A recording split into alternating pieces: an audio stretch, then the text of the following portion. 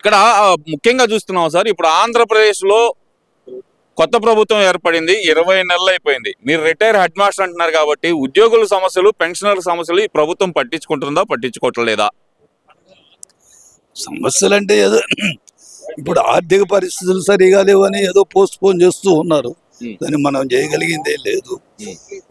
మొత్తానికి వచ్చిన డబ్బులతో బతుకుతున్నారు కదా, మీకేం తొందరగా వచ్చింది అనేటువంటి మనస్తత్వం వాళ్ళల్లో ఉన్నది.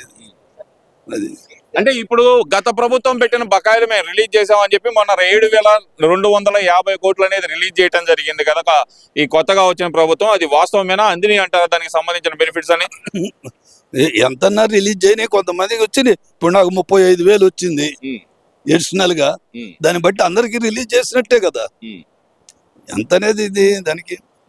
ఇప్పుడు విమర్శ వచ్చేటప్పటికి వాళ్ళ రాజకీయ నాయకుల యొక్క పరిస్థితి ఎట్టుందంటే, నేను చెప్పింది శాసనము, నేను చెప్పిందే జనం నమ్ముతున్నారు అనేటటువంటిది రెండు పార్టీల్లో ఆ గోల ఉన్నది.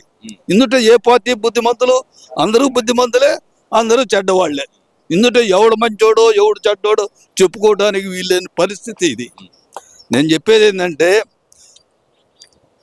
ఇవాళ రాజకీయం ముఖ్యంగా మన రాష్ట్రంలో పంచాయతీ రాజకీయం లాగా మారింది. పంచాయతీ రాజకీయంగా, స్టేట్ రాజకీయంగా లేదు. దుర్మార్గులు. ఇప్పుడు ఒక ముఖ్యమంత్రి ఏదన్నా కానీ, ఇప్పుడు చంద్రబాబు నాయుడు మొట్టమొదట ఆ ప్రజల యొక్క ఆస్తులు తీసుకున్నాడు రాజధానికి. ఆయన కొన్ని పనులు ఆరంభించాడు. తర్వాత వచ్చిన ముఖ్యమంత్రి వాటిని పూర్తి చేయాల, ఆపకూడదు. ఇప్పుడు ప్రజాధనాన్ని చిల్ల పెంకుల్లాగా వాడినట్టుంది. ఇప్పుడు 400 కోట్లు పెట్టి ఒక బిల్డింగ్ కట్టాడు, ఇంకా 400 కోట్లు పెట్టి కట్టాలా?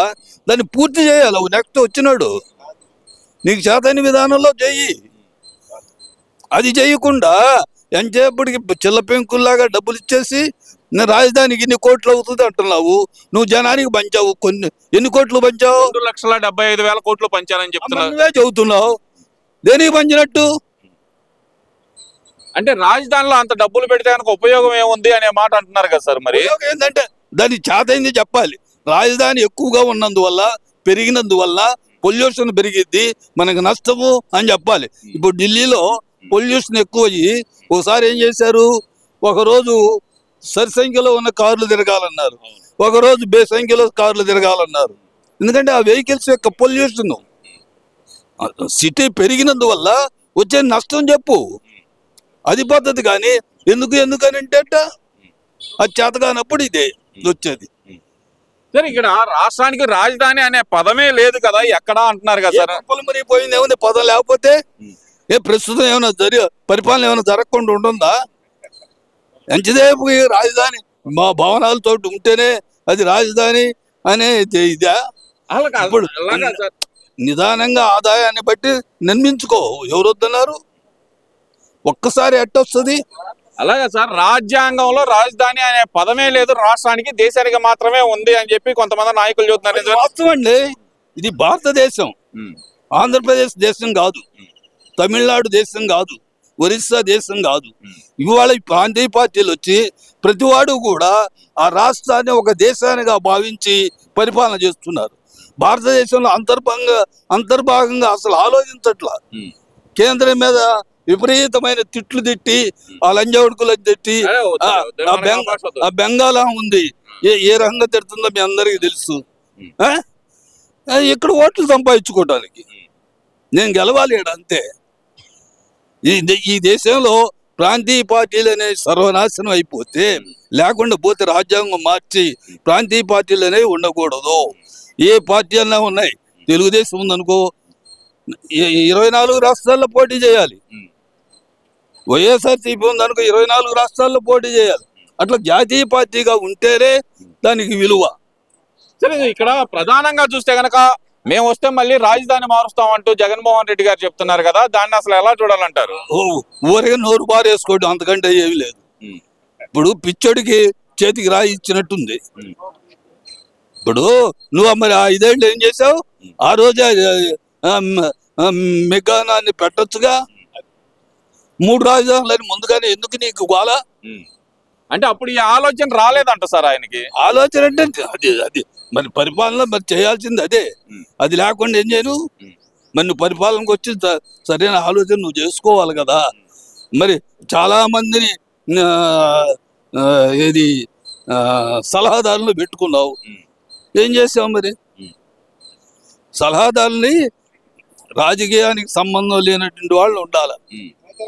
రాజకీయంగా తిరిగే వాళ్ళు, రాజకీయ పదవుల కోసం వచ్చేవాళ్ళు సలహాదారులుగా ఉంటే ఇంతే ఉంటుంది. సార్ ఇప్పుడు జగన్మోహన్ రెడ్డి గారు అంటుంది ఏంటంటే కనుక రాష్ట్ర సంపదను మొత్తం దోచి ఒక చాట అభివృద్ధి చేయడం అవసరమా అంటున్నాడు. మరి ఆయన అవసరం అంటే ఎవరి మనస్తత్వం వాళ్ళదని సార్.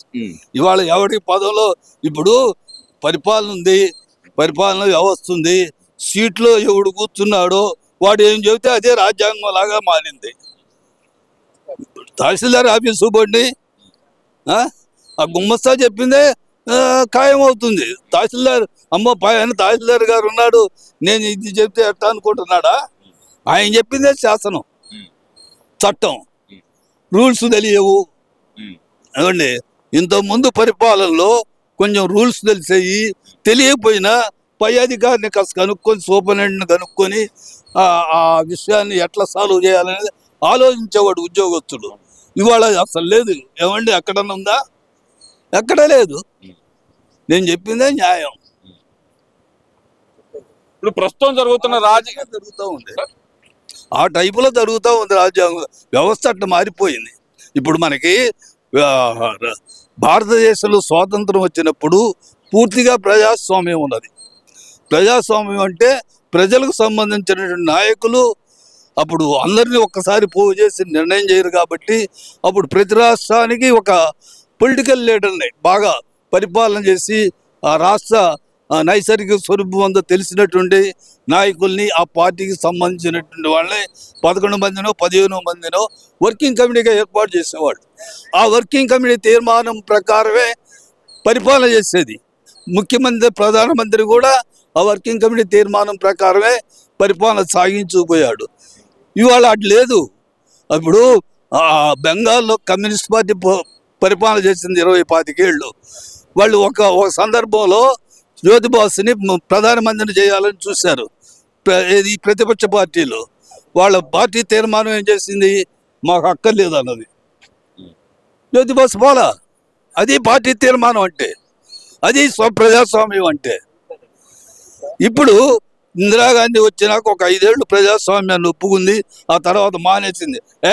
భూమౌండ్ వాళ్ళు చెప్పింది నేనంటే ఆయన. ఇప్పుడు ట్రంప్ అమెరికా అధ్యక్షుడు ఉన్నాడు చూసావు, వాళ్ళ సర్వాధికారం ఎట్లా ఉందో ఆ విధంగా ఆమె ఈ దేశానికి అధ్యక్ష పరిపాలన తీసుకొచ్చుకోవాలని చాలా ప్రయత్నం చేసింది. అయితే అది రావాలంటే అన్ని రాష్ట్రాలు అసెంబ్లీలు పాస్ చేయాలి. దేశంలో కొన్ని వ్యతిరేక పార్టీలు రాష్ట్రాలు అప్పటికే ఈ సొంత ఇది తమిళనాడు ఒకటి, కేరళ ఒకటి, బెంగాల్ ఒకటి, వేరే పార్టీలు ఉన్నాయి. అందుకని వాళ్ళు ఒప్పుకోరు కాబట్టి ఆయన వాళ్ళ కాలది. ఇక అట్లానే జరిగిపోయింది.